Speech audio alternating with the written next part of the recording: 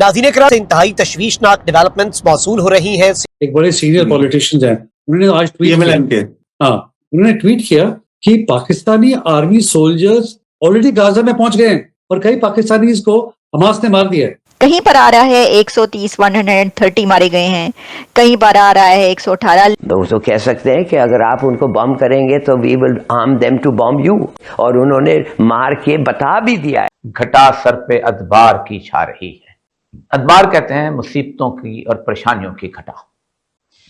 आज का दिन कुछ पाकिस्तान के अंदरूनी हालात के हवाले से भी, बलूचिस्तान के जो हालात हैं और गुज़श्ता 2-3 दिन से जिस तरह की सूरत हाल बहुत आगे बढ़ गई है। फितनाउल हिंदुस्तान ने बलूचिस्तान में कोयटा, दालबंदी, पसनी और गवादर समेत 12 मुख्तलिफ मकामात पर हमले किए। मैडम शेख, पहली बात तो ये है कि दिल दुखी है। ये बलूचिस्तान पर हमला नहीं हुआ, पाकिस्तान पर हमला हुआ है।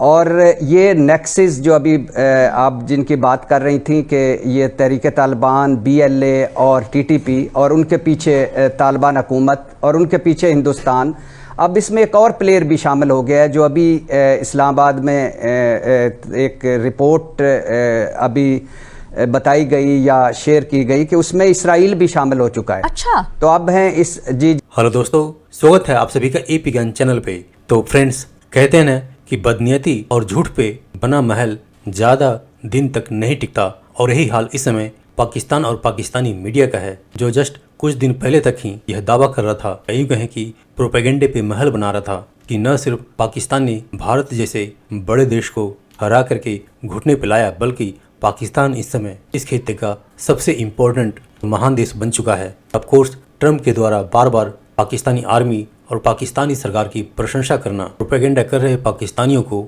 और भी बड़े बड़े ख्वाब दिखने लगे। लेकिन अब जिस तरह से जो न्यूज़ आ रही है कि एक तरफ गजा फिलिस्तीन के अंदर ट्रम्प के चक्कर में पाकिस्तान फंस चुका है, तो वहीं पर इस समय ईरान जो कि पाकिस्तान से सटा हुआ है, उसके पास 2 अमेरिकी जंगी बेड़े खड़े हैं और कभी भी ईरान पे हमला हो सकता है। इसकी टेंशन में पाकिस्तानी मीडिया मरे ही जा रहा है। लेकिन इसी के साथ साथ अभी जो बलूचिस्तान से जो खबर निकल के आई है, उसने तो पाकिस्तानी मीडिया की नींदें ही उड़ा दी है, क्योंकि एक नहीं दो नहीं बल्कि बलूचिस्तान लिबरेशन आर्मी द्वारा 12 जगहों पे अटैक करने की खबरें निकल के आ रही है, जिसमें दर्जनों पाकिस्तानी मारे जा चुके हैं। तो दोस्तों, आइए देखते हैं आज की इस लेटेस्ट वीडियो को।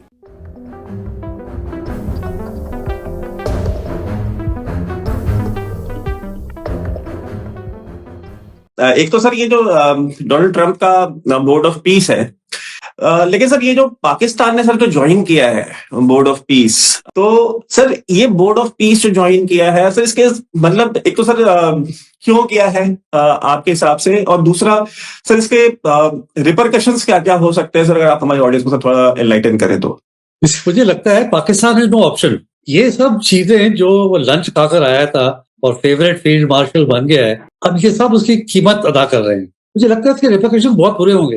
पाकिस्तान अभी रियलाइज नहीं कर रहा, बट जावेद हाशमी करके एक बड़े सीनियर पॉलिटिशियंस हैं, उन्होंने आज उन्होंने ट्वीट किया कि Pakistani army soldiers already Gaza में पहुंच गए हैं और कई सोल्जर्स वो उनकी जो टनल्स थी, सुरंगें, उनको साफ कर रहे थे और कई पाकिस्तानीज को हमास ने मार दिया है। Now, how far this is true or not, I don't know.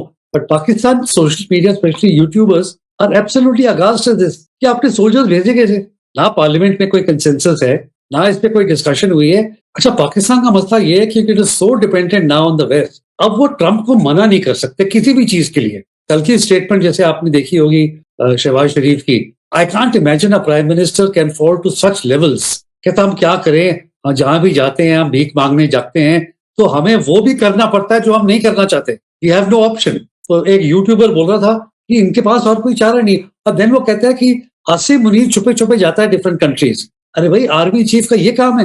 No wonder ये जो इंसर्जेंसीज हैं बलूचिस्तान में और खैबर पख्तूनख्वा में, उनको कंट्रोल नहीं कर पा रहे। BLA ने, दहशतगर्दों ने, हमलावरों ने बलूचिस्तान की ईंट से ईंट बजा दी है। 7 सिटीज से ज्यादा जगहों पर हमले हुए हैं और ये कोऑर्डिनेटेड अटैक्स थे, जो कि 12 से ज्यादा अटैक्स कहे जा रहे हैं। सरेआम, दिन दहाड़े, खुलेआम, जदीद हथियारों के साथ दहशतगर्दी की है और पूरे बलूचिस्तान में गवादर से लेकर नोशकी तक जगह जगह ऐसे हमले किए हैं कि कंट्रोल ऐसा लग रहा था कि BLA बलूचिस्तान लिबरेशन आर्मी के हाथ में है।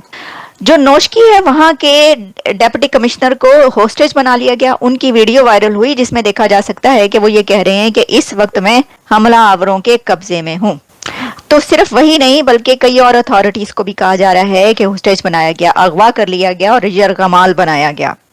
दू बदू लड़ाई जारी रही। कहीं पर आ रहा है 130 130 मारे गए हैं, कहीं पर आ रहा है 118, लेकिन जो जितना बड़ा हमला ये हुआ है, उन्होंने आपको दिन दिहाड़े 24 घंटे नाकों चने चबवा दिए। उन्होंने पूरी दुनिया को ये बता दिया कि ये देखो इस वक्त कंट्रोल हमारे हाथ में है, और आप ये कह रहे हैं कि ये नाकाम हमले थे। ये कौन से नाकाम हमले थे? अगर इसी तरह वो नाकाम होते रहे तो फिर तो आपका अल्लाह ही हाफिज है। मैं आपको जब ये बताऊं कि देखिए गार्डियन से लेकर अल जजीरा तक, अल जजीरा से लेकर BBC तक और पाकिस्तान के तमाम मीडिया पर और इंडियन तमाम मीडिया पर ये इस वक्त एक एक चीज पब्लिश हो रही है और ब्रॉडकास्ट की जा रही है कि हुआ क्या है बलूचिस्तान के अंदर।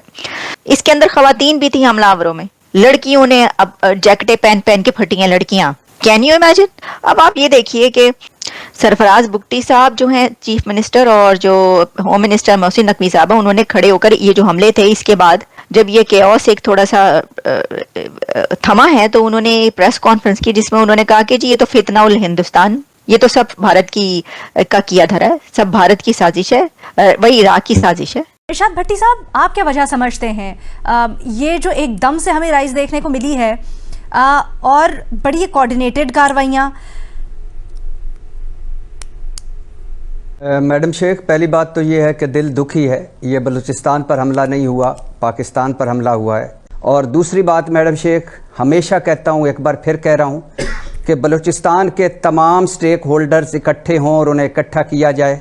जो नाराज़ हैं इन्हें मनाया जाए, जो मुआशी, समाजी और सियासी नाइंसाफ़ियाँ हैं इन्हें ख़त्म किया जाए। सब इकट्ठे हों पाकिस्तान की खातर, तभी इस दहशतगर्दी पर मुकम्मल तौर पर हम काबू पा सकेंगे।